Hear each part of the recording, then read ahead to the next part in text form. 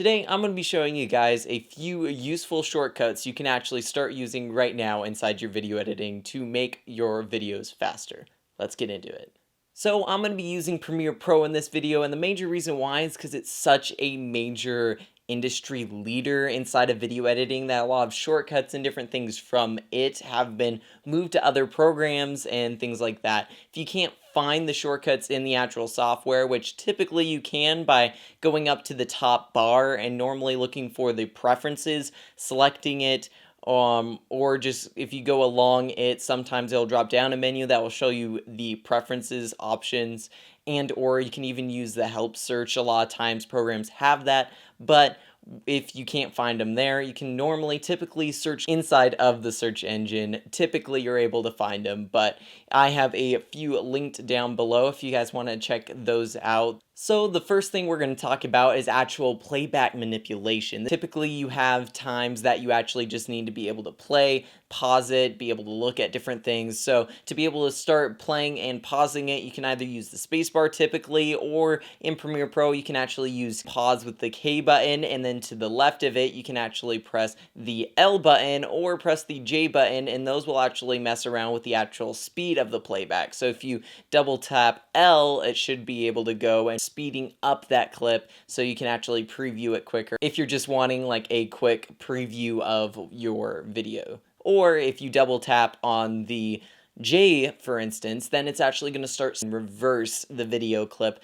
There's also a lot of different options for actually switching in between your tools.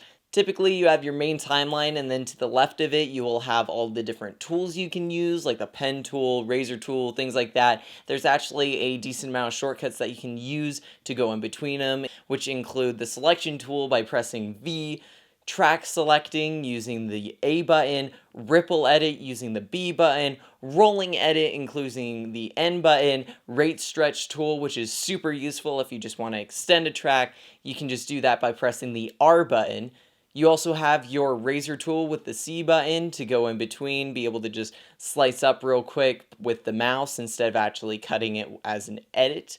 You can also use the slip tool, which is the Y tool, which is also very useful if you just need to change the beginning and end, but you don't want to move it up to a different track to be able to do it and stuff like that. It's super, super useful. You have your slip and slide tools. The slip tool you can actually enable by pressing the Y button, and the slide tool you can actually enable by pressing the U button.